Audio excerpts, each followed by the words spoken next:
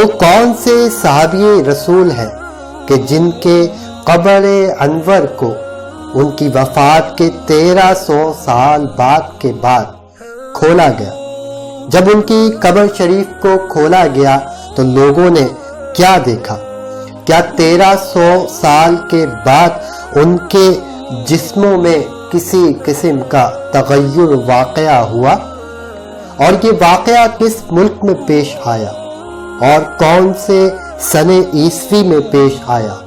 اس ایمان افروز واقعے کو جاننے کے لیے اس ویڈیو کو شروع سے آخر تک ملاحظہ کیجیے۔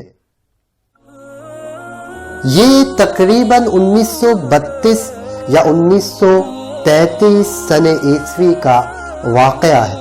مشہور صحابی رسول حضرت حذیفہ بن یمان رضی اللہ تعالی عنہ نے خواب میں آ کر عراق کے بادشاہ فیصل سے خواہش ظاہر کی کہ ہم دونوں یعنی خود حضرت حذیفہ رضی اللہ تعالی عنہ اور حضرت جابر بن عبداللہ رضی اللہ تعالی عنہ کو اصل مقام سے منتقل کر کے دریائے دجلہ سے ذرا فاصلے پر دفن کر دیا جائے، کیونکہ میرے مزار میں پانی اور حضرت جابر بن عبداللہ رضی اللہ تعالی عنہ کے مزار میں نمی آنی شروع ہو گئی ہے۔ لیکن سلطنت میں انہماک کے باعث ملک فیصل دن کے وقت یہ خواب بھول گئے۔ دوسری شب انہیں پھر یہ ارشاد ہوا کہ اگلی صبح پھر بھول گئے۔ پھر تیسری شب حضرت حذیفہ بن یمان رضی اللہ تعالی عنہ نے عراق کے مفتی اعظم کو خواب میں آ کر اسی غرض سے ہدایت کی، نیز فرمایا کہ ہم 2 راتوں سے بادشاہ سے برابر کہہ رہے ہیں، لیکن وہ مصروفیت کی بنا پر بھول جاتا ہے۔ اب یہ تمہارا فرض ہے کہ اسے اس طرف توجہ کراؤ اور اس سے کہو کہ ہمیں موجودہ قبروں سے منتقل کرانے کا بندوبست فوری کرے۔ چنانچہ مفتی اعظم نے اگلے ہی روز صبح نوری السعید پاشا کو، جو اس وقت کے زمانے میں وزیر اعظم تھے، کانٹیکٹ کیا کہ میں آپ سے ملنا چاہتا ہوں۔ غرض یہ کہ نوری السعید سے ملاقات ہوئی اور انہوں نے تمام ماجرا خواب کا نوری السعید کو سنایا۔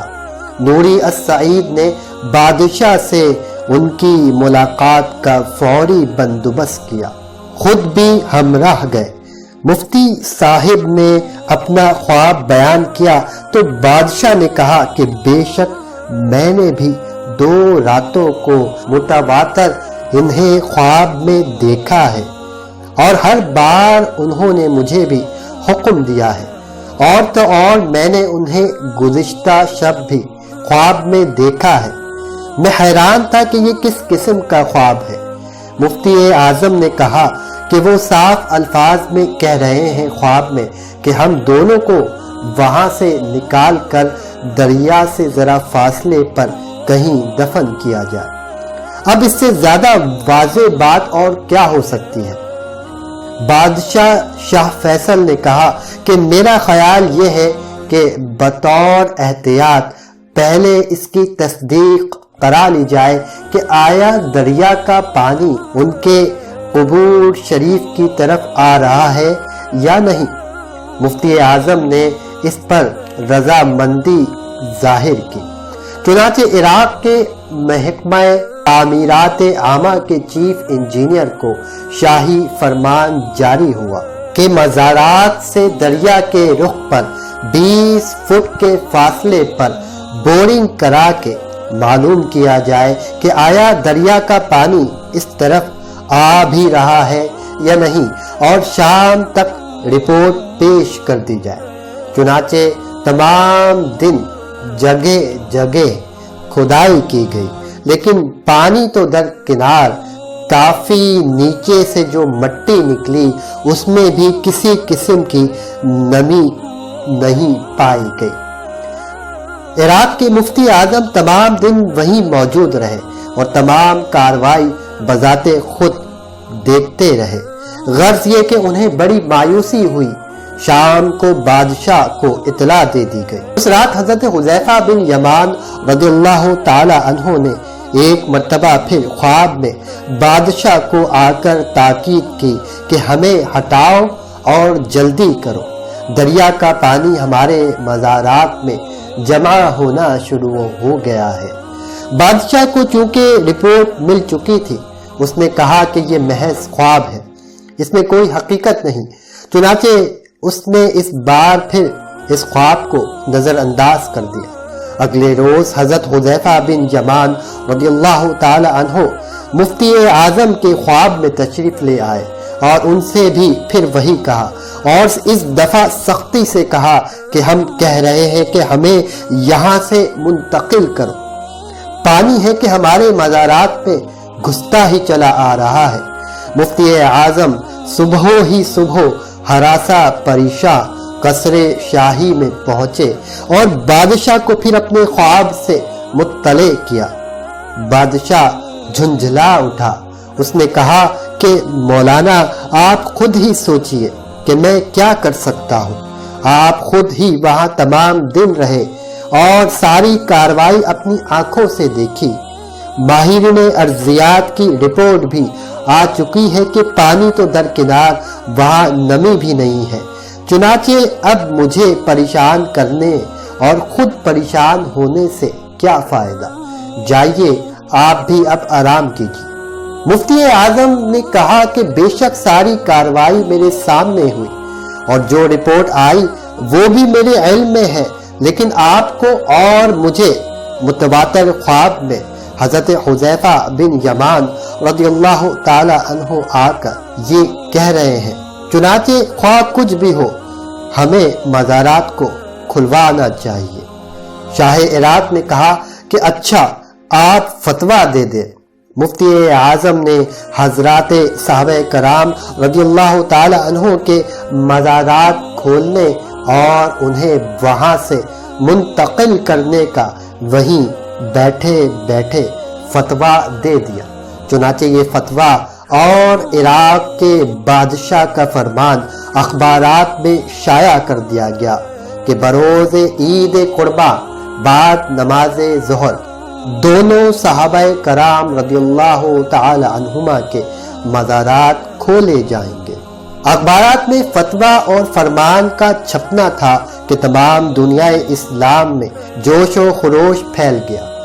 حج کے موقع پر تمام دنیا کے مسلمان جو مکہ معظمہ آئے ہوئے تھے، انہوں نے خواہش ظاہر کی کہ مزارات بقرہ عید یا عید الاضحیٰ سے کچھ روز بعد کھولے جائیں تاکہ ہم بھی شرکت کر سکیں۔ ایک جانب تمام دنیا اسلام کا مسلسل اصرار، جبکہ دوسری جانب خوابوں میں جلدی کی تاکید کرنا۔ سوال یہ پیدا ہوا کہ اگر پانی مزارات میں واقعی رس رہا ہے تو اس رسم کو ملتوی کرنے سے مزارات کو نقصان نہ پہنچ جائے۔ چنانچہ مفتی اعظم کے مشورے سے دریا کے رخ پر 10 فٹ کے فاصلے پر احتیاطاً ایک طویل اور گہری خندق کھدوا کر سیمنٹ اور بجری بھروا دی گئی۔ ساتھ ہی دوسرا فرمان بھی جاری کیا گیا جس میں کہا گیا کہ مسلمانان عالم کی خواہش پر یہ رسم عید قرباں کے 10 دن بعد ادا ہوگی۔ مدائن جیسا چھوٹا سا کم آباد قصبہ ان دنوں 10 روز کے اندر ہی اندر آباد اور رونق کے لحاظ سے دوسرا بغداد بن گیا۔ بستی کے تمام مہمان نواز گھر مہمانوں سے اور مسلمانوں سے کھچا کھچ بھر گئے۔ گلی کوچوں اور بازاروں میں ایک ہجوم سا تھا۔ میدان دور دور تک ڈیروں اور خیموں سے پٹ گئے تھے، جبکہ جگہ جگہ سفری قہوے خانے، ہوٹل، سرائے وغیرہ قائم ہو گئے تھے۔ شاہی لنگر خانہ ان پر الگ سے قائم تھا۔ اس موقع پر حکومت عراق نے خاص طور پر کسٹم اور روپیے پیسے کی تمام پابندیاں ختم کر دی، حتیٰ کہ پاسپورٹ کی قید بھی باقی نہ رکھی۔ شاہی فرمان کے ذریعے یہ اعلان عام کر دیا گیا تھا کہ باہر سے آنے والے اپنے متعلقہ ممالک کا محض اجازت نامہ لے کر آئے۔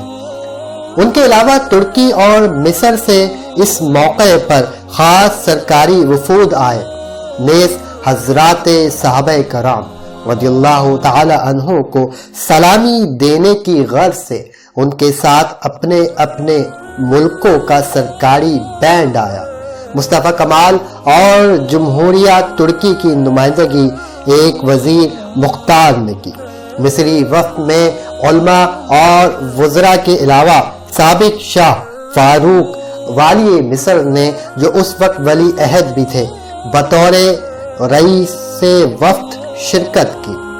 دونوں مزارات کے گرد کافی گہری اور دور دور تک پہلے ہی کھدائی کر دی گئی اور ایک طرف سے مزارات کی طرف ڈھلان کر دی گئی تھی، تاکہ کرین کا پھل جو پھاوڑے کے پھل سے مشابہ ہوتا ہے، ڈھلان کی طرف آ کر مزار کے فرش کو کاٹتا ہوا جس میں اقدس کو زمین پر سے اٹھا لے۔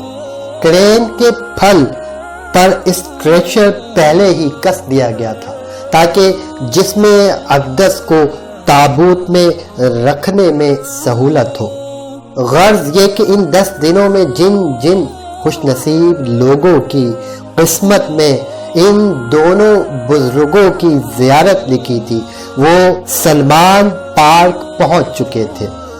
بغداد ایک بار پھر گویا اجڑ گیا تھا اور مدائن ایک بار پھر آباد ہو گیا تھا۔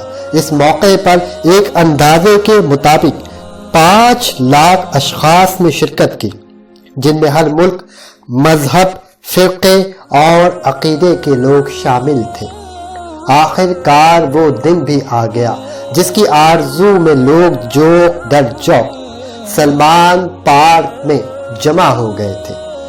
پیر کے دن 12 بجے لاکھوں نفوس کی موجودگی میں دونوں صحابہ کرام رضی اللہ تعالی عنہ کے مزارات کھولے گئے تو معلوم ہوا کہ حضرت حذیفہ بن یمان رضی اللہ تعالی عنہ کے مزار میں کچھ پانی آ چکا تھا اور حضرت جابر بن عبداللہ رضی اللہ تعالی عنہ کے مزار میں نمی پیدا ہو چکی تھی، جو اس بات کا ثبوت تھی کہ یہ خواب سچا تھا۔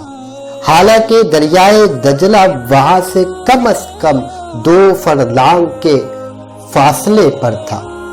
تمام ممالک کے سفیروں، عراق کی پارلیمنٹ کے ممبران اور فیصل جو عراق کے بادشاہ تھے کی موجودگی میں پہلے حضرت حذیفہ بن یمان رضی اللہ تعالی عنہ کے جسم اقدس کو کرین کے ذریعے زمین سے اس طرح اوپر اٹھایا گیا کہ ان کے جسم اقدس کرین میں نصب کیے ہوئے اسٹریچر پر خود بخود آ گئے۔ اب کرین سے اسٹریچر کو علیحدہ کر کے شاہ فیصل، مفتی اعظم عراق، وزیر مختار جمہوریہ ترکی اور پرنس فاروق ولی عہد مصر نے کاندھا دیا اور بڑے احترام سے ایک شیشے کے تابوت میں رکھ دیا۔ پھر اس طرح حضرت جابر بن عبداللہ رضی اللہ تعالی عنہ کے جسم اقدس کو بھی قبر سے نکالا گیا۔ مبارک جسم اقدس کا کفن حتیٰ کہ ریشے مبارک کے بال تک بالکل صحیح حالت میں تھے۔ جسم اقدس کو یہ دیکھ کر بالکل ہی اندازہ نہیں ہوتا تھا کہ یہ 1300 سال یعنی کہ 13 صدیہ سال قبل کی مبارک نعشیں ہیں، بلکہ یہ گمان ہوتا تھا کہ شاید انہیں وفات پائے ہوئے 2 یا 3 ہی گھنٹے ہوئے ہیں۔ بلکہ سب سے عجیب بات تو یہ تھی کہ ان دونوں صحابہ کی آنکھیں کھلی ہوئی تھی اور ان میں اتنی پر اسرار چمک تھی کہ بہت ساروں نے چاہا کہ وہ ان کی آنکھوں میں آنکھیں ڈال کر زیارت کر سکے، لیکن لوگوں کی نظریں صحابہ کرام کی آنکھوں کی چمک کے سامنے ٹھہرتی ہی نہ تھی۔ اور ٹھہرے بھی کیسے کہ ان مقدس آنکھوں نے اللہ کے محبوب رسول اللہ صلی اللہ علیہ وآلہ وسلم کے چہرہ اقدس کی ہزاروں مرتبہ زیارت کی ہوں گی۔ یہ واقعہ بڑے بڑے ڈاکٹر دیکھ کر دنگ رہ گئے۔ ایک جرمن ماہر چشم جو بین الاقوامی شہرت کا حامل تھا، اس نے تمام کارروائی میں بڑی دلچسپی لی۔ اس نے جو دیکھا تو بس دیکھتا ہی رہ گیا۔ بس اس منظر سے کچھ اتنا بے اختیار ہوا کہ ابھی ان صحابہ کرام کے اجسام مبارک کو تابوتوں میں رکھا بھی نہیں گیا تھا کہ اس جرمن ڈاکٹر نے آگے بڑھ کر مفتی اعظم عراق کا ہاتھ پکڑ لیا اور کہا کہ آپ مذہب اسلام کی حقانیت اور ان حضرات صحابہ رضی اللہ تعالی عنہم کی بزرگی کا اس سے بڑھ کر اور کیا ثبوت ہو سکتا ہے۔ لائیے مفتی اعظم اپنا ہاتھ بڑھائیے، میں مسلمان ہوتا ہوں، لا الہ الا اللہ محمد رسول اللہ۔ غرض یہ کہ ان جسم اقدس کو نکال کر شیشے کے تابوت میں رکھا گیا۔ رونمائی کی غرض سے چہرہ مبارک پر سے دونوں صحابہ کرام کے کفن ہٹا دیا گیا۔ عراقی فوج نے باقاعدہ سلامی دی۔ اس کے بعد مجمع نے نماز جنازہ پڑھی۔ بادشاہوں اور علماء کے کاندھوں پر تابوت اٹھے۔ چند قدم کے بعد اکثر سفیروں نے کاندھا دیا، پھر اعلیٰ حکام کو یہ شرف عطا ہوا۔ اس کے بعد ہر شخص جو وہاں موجود تھا اس نے اس سعادت کا شرف حاصل کیا۔ اس موقع پر ایک جرمن فلم کمپنی نے بھی کمال کر دیا، بلکہ دور دراز سے آئے ہوئے مشتاقان دیدار پر احسان کر دیا کہ اس نے شاہ عراق کی منظوری سے اپنے خرچ پر عین مزارات کے اوپر 200 فٹ بلند فولادی کھمبوں پر کوئی 30 فٹ لمبا اور 20 فٹ چوڑا اسکرین نصب کر دیا۔ اس سے یہ فائدہ ہوا کہ ہر کوئی اپنی جگہ کھڑے ہو کر یا بیٹھ کر مزارات کے کھلنے کے وقت سے آخر وقت تک تمام کاروائی دیکھتا رہا۔ زیارت کے جوش میں کوئی ریل پیل نہیں ہوئی۔ مردوں، عورتوں، بچوں نے نہایت اطمینان سے پوری کاروائی دیکھی۔ جس وقت یہ مقدس جنازے پورے احترام کے ساتھ لے جائے جا رہے تھے، ہوائی جہازوں نے بھی غوطے لگا کر آسمان پر دونوں صحابہ کرام رضی اللہ تعالی عنہ کو سلامی پیش کی اور ان پر بلندی سے پھول برسائے۔ 4 گھنٹوں میں یہ تابوت سلمان پارک پہنچے۔ اعلیٰ ہستیوں نے ان مقدس صحابہ کرام کے نعش مبارک کو پورے احترام کے ساتھ نئے مزارات میں رکھا۔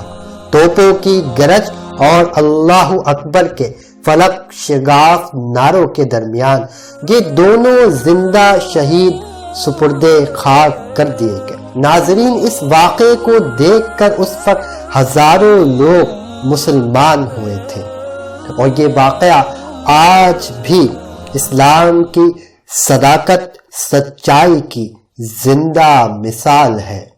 طلع البدر علينا من ثنيات الوداع وجب الشكر علينا ما دعا لله